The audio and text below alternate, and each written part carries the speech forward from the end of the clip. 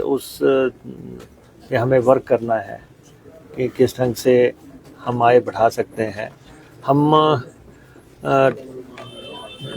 लगातार कोशिश कर रहे हैं कि कर्मचारियों को तनख्वाह और पेंशन हम समय पे दे पाएँ, लेकिन कुछ दिक्कतें आ रही हैं बीच में। गवर्नमेंट हमें जो है ग्रांट भी दे रही है। हमने सरकार का भी आभार जताया है कि वो लगातार एचआरटीसी को रन करने में मददगार हो रही है, लेकिन उसके साथ ही हम भी सरकार की जो भी निर्देश हैं उनका पालन कर रहे हैं। जैसे फ्री कंसेशंस हैं, ये सरकार की कमिटमेंट है, लेकिन हम फॉलो कर रहे हैं उसको। और उसके बाद अन इकोनॉमिकल रूट्स हैं जो कि घाटे पे रूट चल रहे हैं, और हम वेलफेयर स्टेट हैं, हमें लोगों को अपने गंतव्य स्थल पे पहुंचाना है, तो वो रूट्स का भी बहुत बड़ा घाटा हमें हो रहा है। और उसके बाद जो है हमें कर्मचारियों को पे कमीशन भी देना है और ओपीएस भी देनी है। वो सारी चीज़ें उस प्रेजेंटेशन में आई हैं कि किस पे कितना खर्चा हो रहा है, किस पे। और हमें सरकार जो है लगभग 700 करोड़ रुपया के आसपास हमारे पर एनम दे रही है, और सरकार के निर्देश पे जो हमारा खर्चा हो रहा है वो 1000 करोड़ रुपए के आसपास है। लेकिन ठीक है, एक कॉर्डियल रिलेशन में हम इसको कर रहे हैं, क्योंकि हम वेलफेयर स्टेट हैं और यहाँ पे ना तो कोई हवाई सेवा है, ना ही कोई रेल सेवा है, और सारा दारोमदार बसेस पे ही है, और उसमें भी एचआरटीसी पे बहुत है। तो एचआरटीसी को आने वाले टाइम में क्या करना चाहिए, तो उसकी दूरगामी कदम क्या उठाए जाएं कि एचआरटीसी एक वाइबल ऑर्गेनाइजेशन बने और आत्मनिर्भर बने, आत्म सक्षम बने, और साथ ही साथ जो है हम अपने कर्मचारियों का वेलफेयर, अपने पेंशनर्स का वेलफेयर, वो हम किस ढंग से कर सकते हैं।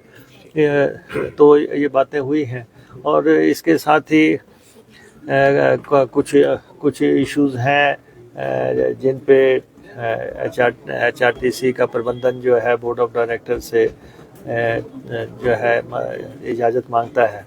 वो सारे इश्यूज डिस्कस हुए हैं, लेकिन डेली वेजेस को हमने 375 रुपये मिलते हैं, 400 देने का फैसला किया है।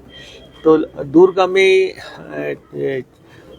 क्या नीति हो सकती है कि हम, क्योंकि अभी आप प्रेस में भी लगातार आप देखते हैं कि लगा दिया जाता है कि जी एचआरटीसी की बस यहाँ खड़ी हो गई, तो हम फ्लीट चेंज करने के प्रयासरत हैं।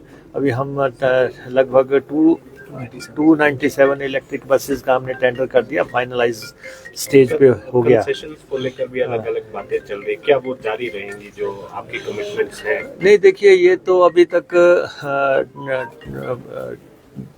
पहले तो मैं बसेस का आपको बता रहा था कि हम 297 जो इलेक्ट्रिक बसेस है उसका टेंडर हमारा फाइनल स्टेज पे है, गवर्नमेंट ने गारंटी उसकी दे दी है। तो उसके बाद हम 25 इलेक्ट्रिक बसेस एक अलग से एचआरटीसी ओवर एंड अबव इसके एचआरटीसी खरीद रही है। फिर 24-25 वॉल्वोज जो है कि वॉल्वो का फ्लीट हम बदल रहे हैं।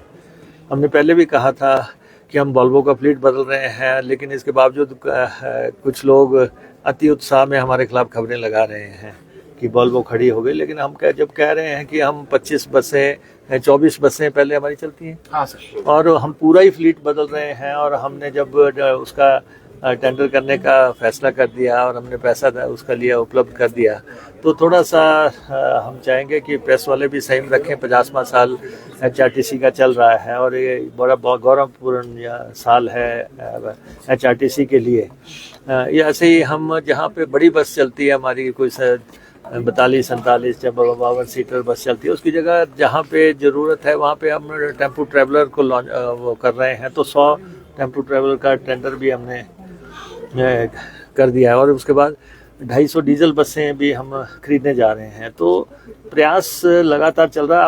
आप देख रहे होंगे सबसे वाइब्रेंट बोर्ड है ये, और इनोवेशंस के लिए लगातार कदम उठाए जा रहे हैं, और हमारे सारे बोर्ड ऑफ डायरेक्टर्स लगातार आ रहे हैं और सब चिंतित हैं।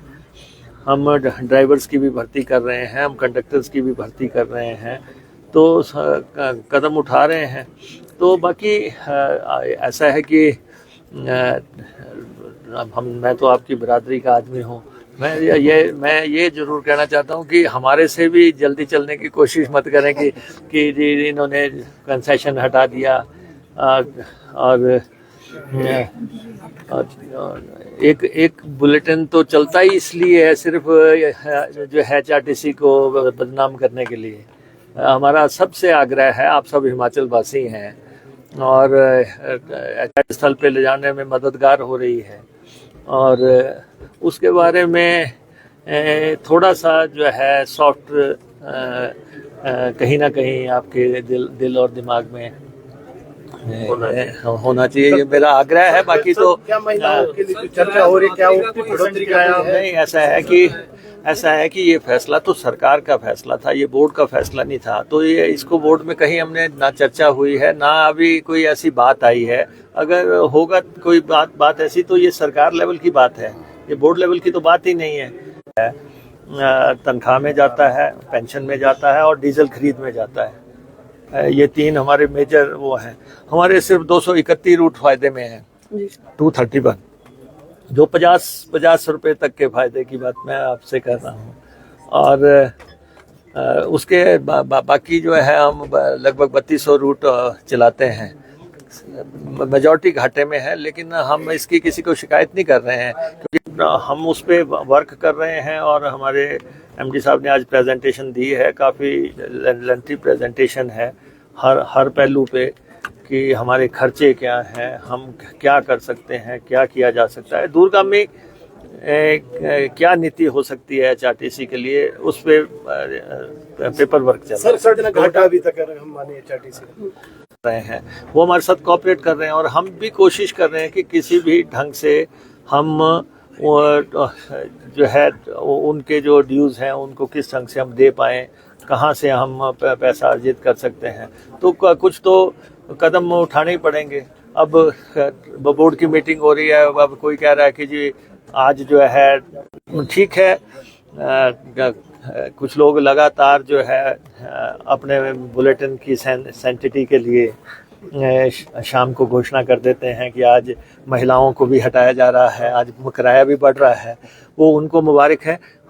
हम in the best interest of the state काम कर रहे हैं। ये दोनों फैसले आज नहीं हुए हैं। करने का मजिस्ट्रेट ने जो है रिक्वेस्ट भेजी थी, तो इसलिए हमने उसको रोका है।